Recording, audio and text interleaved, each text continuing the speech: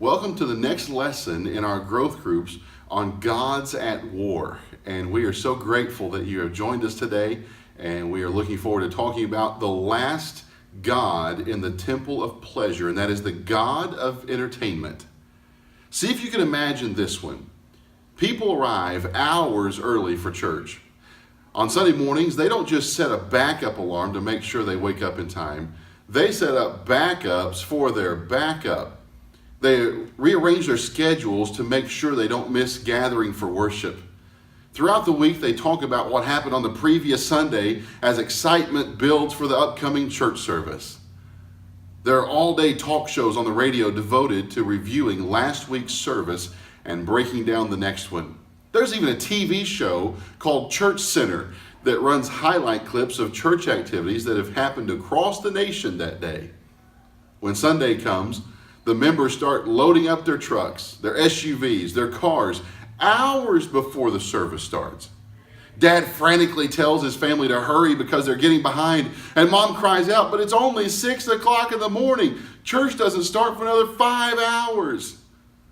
Dad cries out again. He said, yeah, but last time we left at this time, we had to park 3 miles from the sanctuary and sit in the nosebleed section.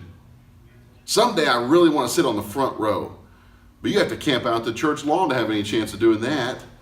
Imagine the roads are really congested on the way to church. And no matter how early you leave, at church there are vehicles parked as far as the eye can see, and people are out tailgating.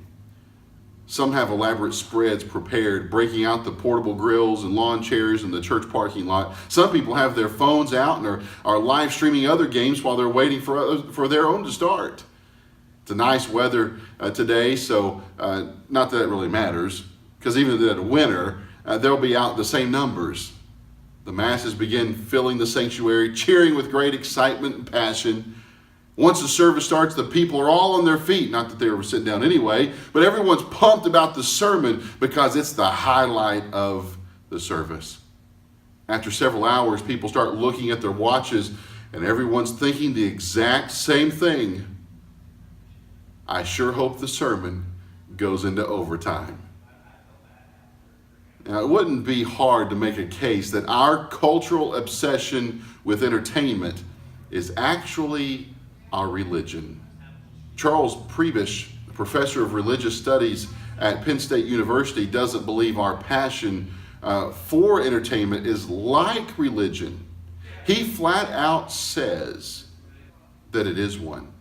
America's newest and fastest growing religion, he says, far outdistancing whatever is in second place, is entertainment.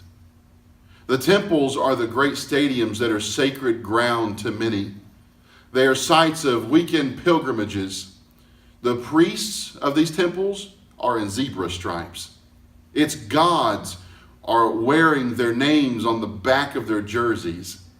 The sacrifices made are the huge amounts of money that fans pay for tickets and team gear. But the God of the pigskin isn't the only entertainment deity. How about the world of celebrities and the incredible amount of attention that people devote to show business couples and activities? We have celebrities who are famous for being movie or TV or music stars. Then we have people who are famous simply for being famous. Celebrity news publications will dominate the magazine aisle, filled with pictures of celebrities doing things like walking their dog or going to the grocery store. You see, it's not what they are doing that is so compelling, it's just who they are. It's not just sports and celebrities that are a problem. Another major problem in entertainment that we have is gaming. If you know any teenagers, you may understand that the God of video games is on the rise. Some people will spend several days at a time immersed in virtual worlds defined by computer pixels. Their true identities are hidden by the impersonations of ninjas or elves. Some people, known as extreme gamers, spend 48 hours per week in front of a TV or a monitor. They only leave it to go to the bathroom or to get another energy drink. Nearly 1 in 10 kids between the ages of 8 and 18 could be classified as clinically addicted to video games. A 15-year-old video game addict is described as displaying all the characteristics of a heroin addict. You don't have someone putting a needle in their arm and having a high, but you do have all the same damage of a heroin addict. Withdrawal from his family, withdrawal from his friends, lies to cover his addiction. He'll do anything. What about the time we spend on social networks like Facebook? One of the greatest uses of Twitter and Snapchat and Facebook and Instagram and YouTube is that it proves that the reason we don't pray and study the Bible is not because we don't have time. I'm afraid the Lord is lost in our lives many times to the God of entertainment. Isn't it amazing that when we sit down in our living rooms, every seat is arranged just right so that everybody can watch TV? Now, don't get me wrong, I'm not against entertainment. But maybe we have gone from watching it to worshiping it. You realize the average American watches more than 5 hours of TV every day? In the average American home, the TV is on more than 8 hours per day. And it offers more than 100 channels. At your office, when people are gathering around the water cooler and they're just sitting around talking, what are people talking about? What does your family spend the most time doing together? For many years, TV has been the answer to all those questions. Many times, gods are invisible in our own lives. You see, I can see everyone else's God, but it's hard to see my own. But what does everything revolve around in your life? What are the essential items in your budget? You know, we shake our heads at the families and countries where they have an idol sitting on their mantle and in their yards. But we should probably consider the fact that many Americans have shrines built into their own homes with sports team colors and paraphernalia. We spend hundreds and even thousands of dollars on TVs, movies, video games, and entertainment. Now, before you think I'm totally against entertainment, let me say something. I'm not against entertainment. It's a gift from God, like all the other topics that we cover. How can you not be entertained by God's creation? The world, the galaxies, the animals, the mountains, the oceans, the rainbows. You see, He didn't give us a bare, functional place to live. He gave us a wonderful world. What did God expect from us on the seventh day? He wants us to rest, right? Entertainment is something we can use to rest our minds and our emotions. So what's wrong with entertainment? Solomon, one of the great Old Testament characters and the wisest man outside of the Lord Jesus to ever live, Solomon pursued entertainment and pleasure relentlessly. The Old Testament book of Ecclesiastes is basically the journal that Solomon kept while he pursued pleasure. He had incredible power and wealth, and he spared no expense in trying to entertain himself. He tries laughter. Maybe he even hired the greatest comedians and court jesters of his day, but there was no lasting joy. He tried the party life, but there's nothing but emptiness to be found in that. He built houses and planted vineyards and created parks, trying to find something to fill his soul. Ecclesiastes chapter 1 and verse 2, we see that Solomon said, "Vanity of vanities, all is vanity." What was Solomon's problem? He was trying to make it into something that it wasn't. He was looking for the meaning of life in amusement and entertainment. He was trying to find the main event in what was just a sideshow. Solomon tells us where pursuing pleasure will ultimately lead us. Food becomes unquenchable hunger. Sex becomes shame. Entertainment becomes restless boredom. Have you ever wondered why so many people are bored today? This is a relatively recent problem and is non-existent in many other cultures. There was a Western scholar who had lived among the Bushmen of Africa for many years. He had become fluent in their language. He has tried over the years to come up with an equivalent to the word boredom in their language. But there's a disconnect. They don't understand the concept. The closest they can come to is the word tired. Our word boredom didn't appear in English until right around the industrial age. And yes, that's right. That's about the time modern entertainment began to evolve. The word amusement actually comes from the world of worship. The word amusement has its roots in the word muse. Now, the muses were the female Greek goddesses who were said to inspire great writing and science and artistic achievement. They were gods of reflection. When we add the A as a prefix, it brings in the idea of lacking. So, amusement is the lack of inspiration, the lack of reflection, the lack of thinking. We want amusement because we don't want to think. And instead of inspiring our minds, the God of entertainment makes us even more that way.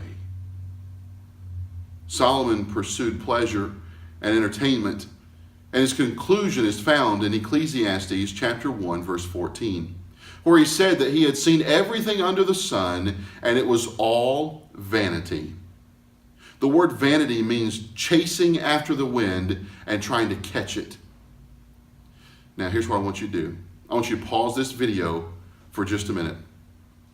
Go outside and chase the wind for 3 minutes. Now, are you back? How'd that go for you? What do you have to show for it right now?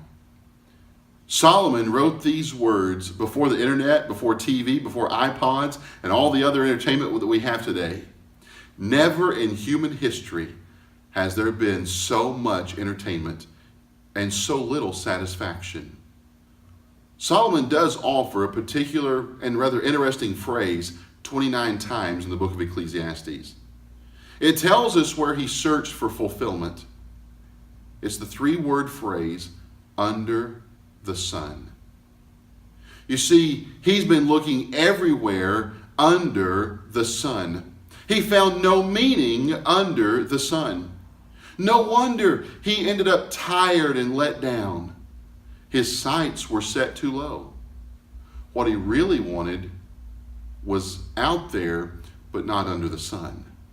C.S. Lewis once said this: creatures are not born with desires unless satisfaction for those desires exists. A baby feels hunger, so there's such a thing as food. A duckling wants to swim, so there is such a thing as water. If I find in myself a desire which no experience in this world can satisfy, the most probable explanation is that I was made for another world. If none of my earthly pleasures satisfy it, that does not prove the universe is fraud. Probably the earthly pleasures were never meant to satisfy it, but only to arouse it, to suggest the real thing. Ultimately, the gods of pleasure can't satisfy our desires. We come to the realization that what we need can't be found through the stomach and through sexuality or through entertainment and amusement. We want pure, unadulterated joy. And the trail to that joy finally leads to God himself. Solomon came to the end of his life and realized the whole conclusion and purpose in life. Ecclesiastes chapter 12 and verse 13. Fear God and keep his commandments, for this is the whole duty of man. We were made for God. And until God is our greatest pleasure, all the other pleasures of this life will lead to emptiness. The more vibrant and alive our inner man is, the less we need from the outside. The more active we are in our minds and spirit, the less we need to fall back on external media and other inputs. Look around you. We obviously are falling and failing when it comes to the inner man. There is a place in life for relaxation through entertainment, but the question is this: do we seek to fill the spiritual vacuum inside us with empty entertainment? Or is it the empty entertainment that is creating the vacuum? There is so much evidence that our reliance on entertainment is keeping us from the greater and truer pleasure. So how do we smash these idols? Many times it's as easy as turning the power off. I've been in countries where church services lasted for several hours. I've always thought it was interesting to see the contrast of those believers and the ones here in the United States. I've always thought it was a commitment issue, but I think there's something else at play. In many countries where Christians have a high level of commitment to the Lord and to their church, there's a very small and very little entertainment. There aren't as many video games and movies and TVs and radios and social media and computers and theaters and phones. So here's a very tough question. What if you had a media fast other than what you were required to do at work? What if you turned off the TV and Facebook and turned down the music and unplugged the video games for 2 to 3 weeks? Do that and turn your eyes to the Lord and see what happens. Eliminate God's competition, and you see if you don't have a closer walk with God.